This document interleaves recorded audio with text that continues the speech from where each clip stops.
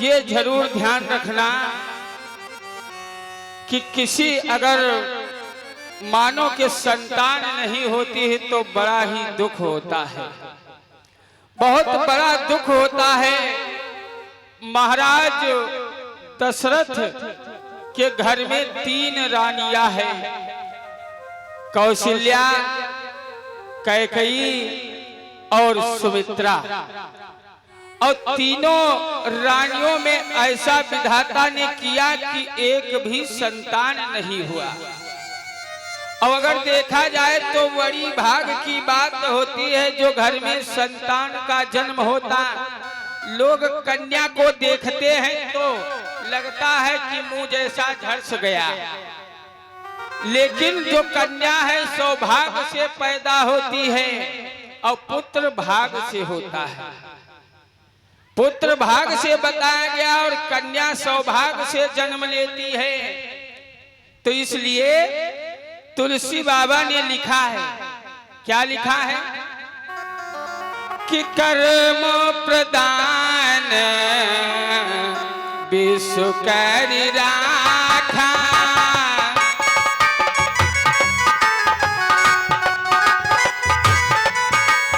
कर्म प्रदान विश्व करि राखा,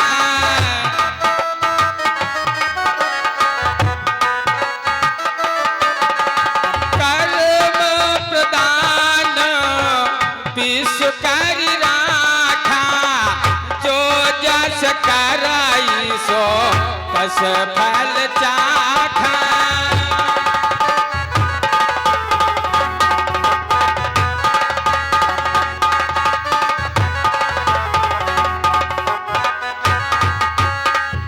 कर्म प्रदान विश्व करि राखा और जो जस करई सो तस फल चाखा। क्योंकि आप लोग ये मत समझना कि प्रधान का मतलब ये होता है कि एक कर्म ही प्रधान होता है और दूसरा प्रधान बनाया जाता है, दूसरा प्रधान बनाया जाता है और एक कर्म ही प्रधान होता है। कर्म न जाने कहां को ले जाए और जो कुछ होता है कर्म के ही अनुसार होता है। आज महाराज दशरथ बहुत ही चिंतित हैं, उदास पड़े हुए हैं, चेहरे पर उदासी है। और चेहरे की उदासी आज रानियों ने देखा, राजा के पास में गई और हाथ जोड़ के निवेदन करने लगी, महाराज आज चेहरे पर उदासी क्यों छाई है, आज क्या किया? रानी पूछ रही है कि देख उदासी चेहरे की, रानी मन में घबराई रे। और हाय विधाता ये क्या की ना गौआ सदकराई रे।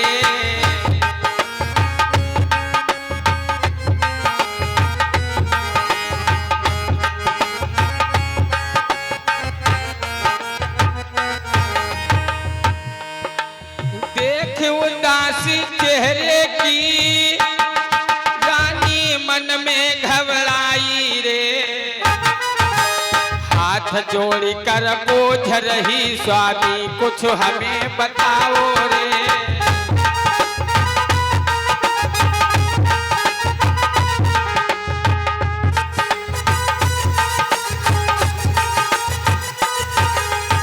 अब ये समझ लो कि माताएं लोग क्या करती हैं। कभी ध्यान दिया है अगर कोई कष्ट पड़ जाए तो माताओं लोगों के आंसू बहुत जल्द से निकल पड़ते हैं। आज स्वामी को देखा, हाथ जोड़ के पूछती हैं, हे स्वामी तुम्हें क्या हो गया है, विधाता ने ये क्या लिख दिया।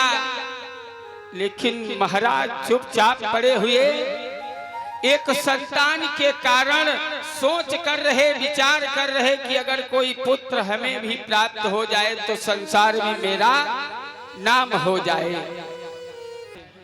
तो आज क्या किया, जब ज्यादा उदासी चेहरे की देखा तो रानियां कहती हैं, सुनो महाराज, तुम्हारे पास में इतना बड़ा गुरु है और गुरु के पास में जाओ, वो जरूर ही शिक्षा बताएगा।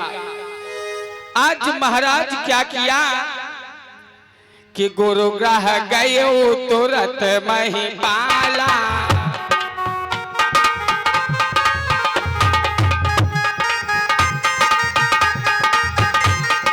गुरु ग्रह गए तुरंत महिपाला,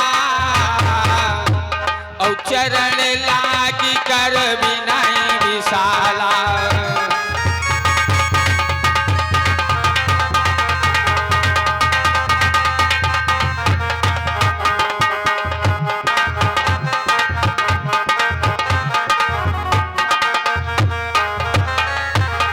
क्या किया, गुरु ग्रह गयो तुरंत महिपाला, चरण लाग कर विनय विशाला।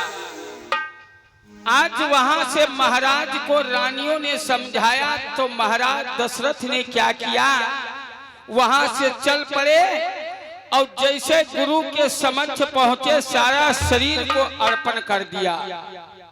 धन्य है महाराज, आज क्या किया, सारे शरीर को अर्पण कर दिया। और वशिष्ठ महाराज ने विचार किया, अरे आज क्या हो गया, जो महाराज हमारे चरणों में पड़े हैं। अरे हे राजन बोलो, कौन सी आफत आ गई है।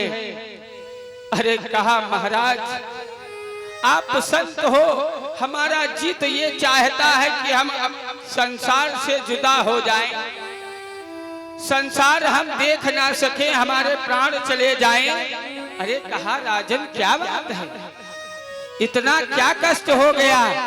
अरे कहा, महाराज सुनो, मैं जिधर निकलता हूँ लोग निर्वंशी कह के पुकारते हैं, तो इसलिए ना हो तो हमारे प्राण क्यों ना चले जाए। महाराज ने विचार किया, कहा ठीक है राजन, आप उठ के बैठ जाओ और हम तुम्हारी भाग रेखा को देखते हैं, अगर भाग में लिखा होगा तो जरूर पुत्र प्राप्त हो जाएंगे। आज क्या किया, उनको बैठाया और देखने लगे कि इनकी भाग में क्या लिखा है।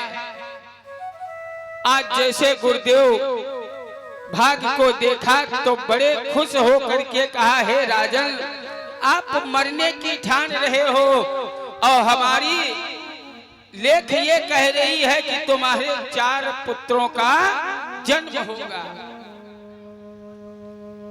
महाराज सोच में पड़ गए, अरे एक पुत्र को मैं ललायित हूं, लेकिन 4 पुत्र कहां से आ जाएंगे। अरे कहा, नहीं राजन ये सत्य है, 4 पुत्र मैं बता दिया तो 4 पुत्र होंगे। तो महाराज दशरथ ने कहा, तो महाराज कुछ करना पड़ेगा। कहा क्यों नहीं, जाओ और बहुत बड़ी यज्ञ का अनुष्ठान करो, पुत्रेष्ट यज्ञ करो, जिसमें तुम्हें 4 पुत्र प्राप्त हो जाएंगे। महाराज दशरथ ने क्या किया, शीश चरणों में झुकाया, वहां से चले आए और भाई यज्ञ की तैयारी करने लगे। और जब यज्ञ की तैयारी करने लगे तो ब्राह्मण संतों को बहुत बुलाया, वशिष्ठ जी को बुलाया और सबको बुला करके एकत्र जब किया तो भैया यज्ञ का अनुष्ठान किया गया। और जब यज्ञ का अनुष्ठान किया गया तो धीरे धीरे भाई यज्ञ चलता रहा, 1 वर्ष तक चला, लेकिन कोई फल प्राप्त नहीं हुआ। और जब कोई फल प्राप्त नहीं हुआ तो फिर हाथ जोड़ के वशिष्ठ महाराज के चरणों में झुकाया शीश, कहा महाराज अभी तक कोई फल नहीं प्राप्त हुआ है। तो कहा सुनो, यज्ञ आप करा रहे हैं लेकिन यज्ञ करने वाला नहीं आया है। और ये समझ लेना भक्तगणों, यज्ञ चाहे छोटा हो या बड़ा हो, जिसका बहन बहनोई बिटिया दमाद यज्ञ में नहीं आता है तो यज्ञ पूर्ण नहीं होता है। चाहे आप जितना दान करें, चाहे जितना पूर्ण कर डाले, लेकिन अतिथि जो है वो नहीं आएगा तो यज्ञ पूर्ण नहीं होता है। तो कहा क्या करूं महाराज? कहा सुनो, संघीर शिव शिष्ट बुलावा,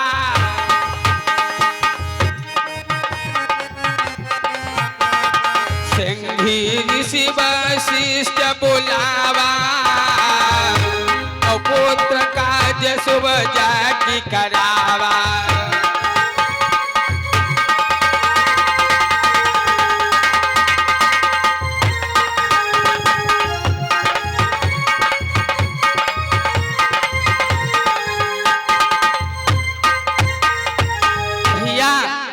तब वशिष्ठ जी ने क्या किया? संघी ऋषि को बुलाया, और जब संघी ऋषि उस सभा में आए और उनके द्वारा जब यज्ञ कराई गई भैया, तो जब आहुति को डालते हैं तो धीरे धीरे देवता लोग प्रसन्न होने लगे। आहुति इसीलिए डाली जाती है कि जब उसकी घमंड और खुशबू जब जाएगी तो देवता लोग प्रसन्न हो जाते हैं।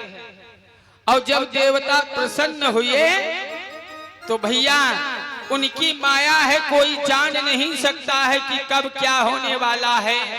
क्या कि तेरी लीला न्यारी है, तेरी महिमा न्यारी है, ओ बंसी के बजैया श्याम कन्हैया लीला न्यारी है।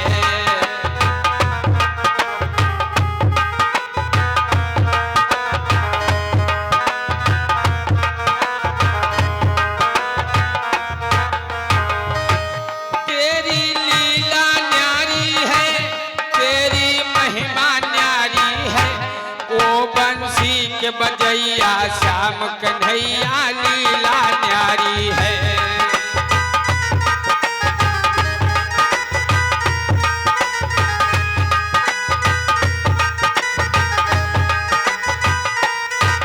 भैया भगवान की माया, भगवान की लीला कोई जान नहीं सकता है, केवल ही भगवान समझता है।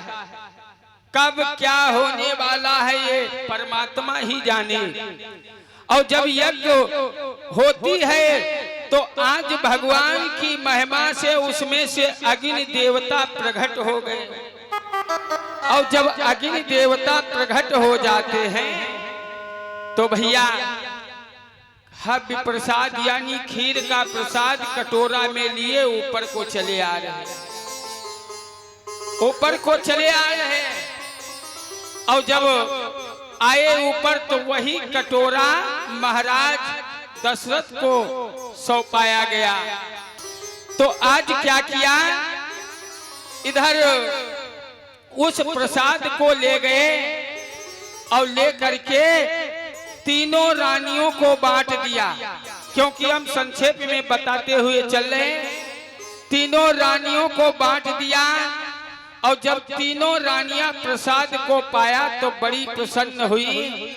और जब आधा भाग कौन पाया? कि आधे भाग कौशल्या दीना,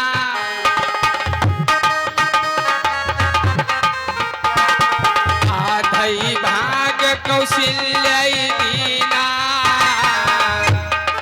ओ भाई भाग आधे कर लीला।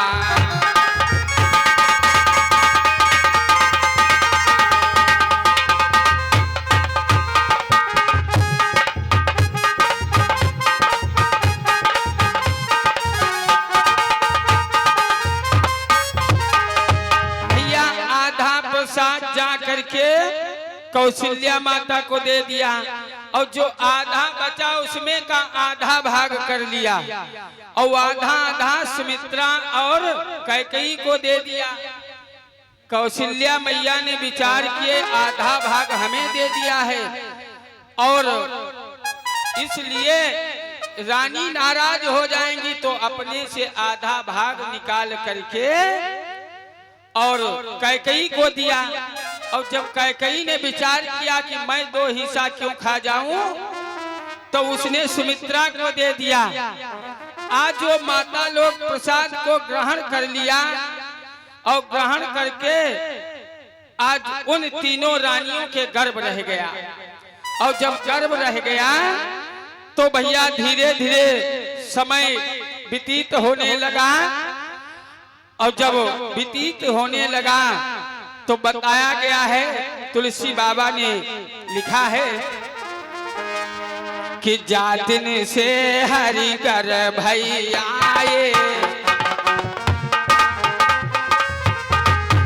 जातिन से हरि कर भैया और सकल लोक सुख संपत्ति खाए।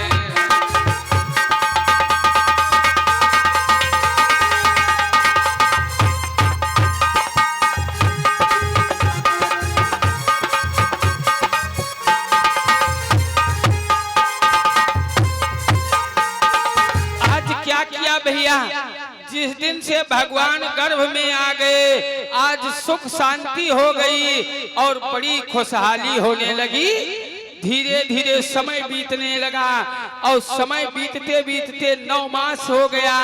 और जब भगवान का जन्म लेने का समय आया तो कौन सी तिथि थी? आज बताया है, 9वीं तिथि मधुमास पुनीता।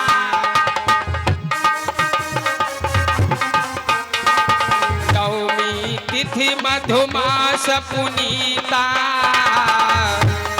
सकल संप आदित्य हरि प्रीता।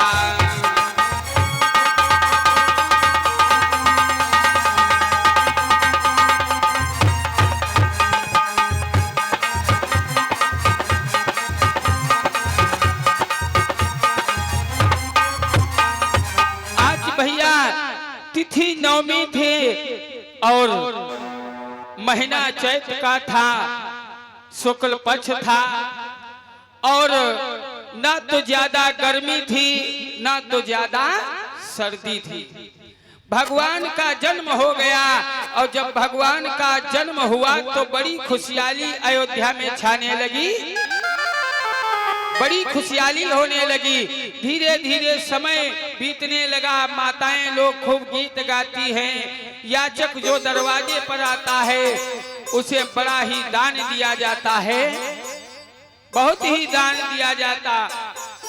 धीरे धीरे आज 6 महीने और 1 वर्ष 2 वर्ष ऐसे भगवान जब होने लगे तो माता ही बड़ी बलिहारी मनाती, खुशहाली मनाती है।